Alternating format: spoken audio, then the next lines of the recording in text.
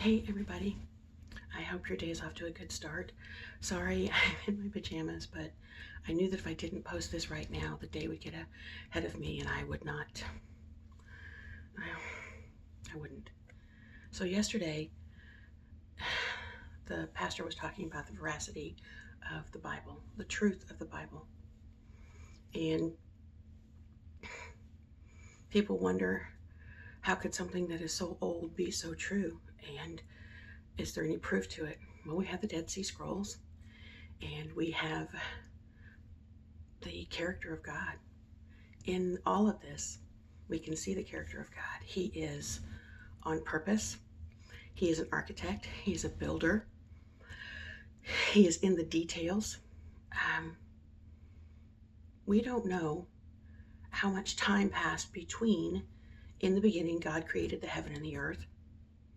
And then the next verse it says, and the earth was without form and void, and the Spirit of the Lord moved upon the face of the waters. We tend to read it at this, we tend to understand or comprehend the time and the speed at which we read the Bible. But that's not how it's happening.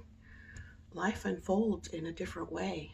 The Bible tells us that a day is as 1,000 years, and 1,000 years is as a day to God. And we can look at nature itself and see how detail-oriented it is and how miraculous it is.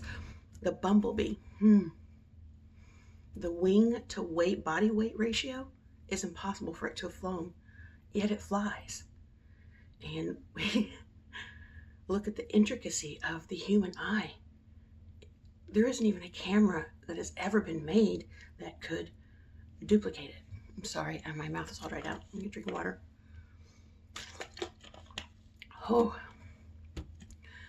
but we see, and we don't know how much time went from the Spirit of the Lord moved upon the face of the waters to God said, let there be light, and God saw the light that it was good. We seem to, Christians say that the earth is 6,000 years old, according to the Bible. Scientists say it's over billions of years old. We don't know. And in the scheme of things, that's not something that's going to save my soul or your soul. What will do that is the knowledge of Christ.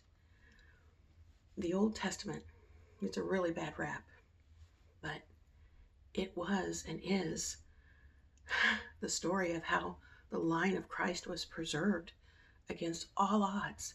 Jesus was born. Think of the millions of tiny miracles that had to happen for him to be, first of all, for Judah to become the leader of the line of kings. He had to spare his brother. All the rest of them wanted to kill Joseph. Judah tried to get there early to set him free, but they were already there. And in his love and mercy, whatever capacity he had at that moment, he said, don't kill him. Let's sell him as a slave. And then Joseph, this poor young boy who had no idea, was ripped from his family and sold into slavery. But even in the worst of our circumstances, there is the architect, the great architect, the creator of the universe. Joseph rose in Potiphar's house where he was sold, and he became high in stature and in position, and apparently he was handsome, and the wife wanted him, and she said, hey, come and be with me, and she grabbed a hold of his coat at one point, and he slid out of that coat and ran away because he refused to sin against God, the God that he loved so very much. And he was put in prison for being falsely accused of assaulting the woman. And even in the prison, he rose. And at some point, they find out that Joseph has a gift. He can interpret dreams. And the king finds out, and Joseph is taken from the prison. He's all cleaned up, and he's brought before the Pharaoh. And he interprets Pharaoh's dream for him. He tells Pharaoh that there's going to be 7 years of famine and 7 years of, 7 years of good fruit and grain, and then 7 years of famine. And Pharaoh sees that there's God.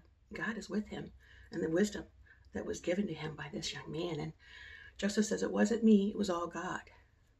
Joseph was very careful that he gave God the credit for the interpretation of the dreams, that he was just the vessel.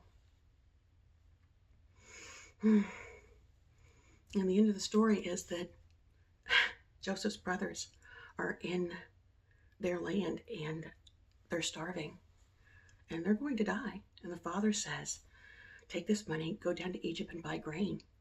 And they go.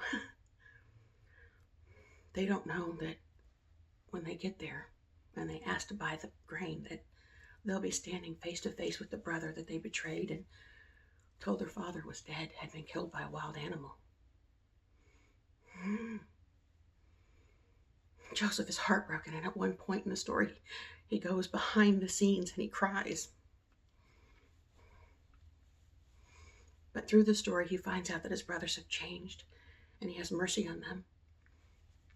And he reveals himself to them. He says, you meant it for evil, but God meant it for good, for the saving of many souls.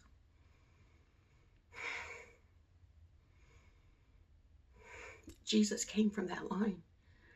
Jesus came from Judah, the line of kings. David would later be born from Judah, his line, his lineage.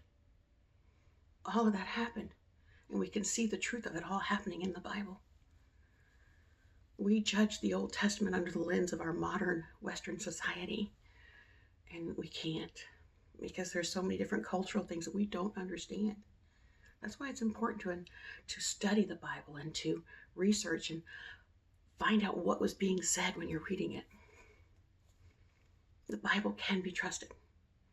It is an extraordinary story of how God loved us and sent his son to die for us. I love you. I hope you have a wonderful day. God bless, and I will talk to you tomorrow.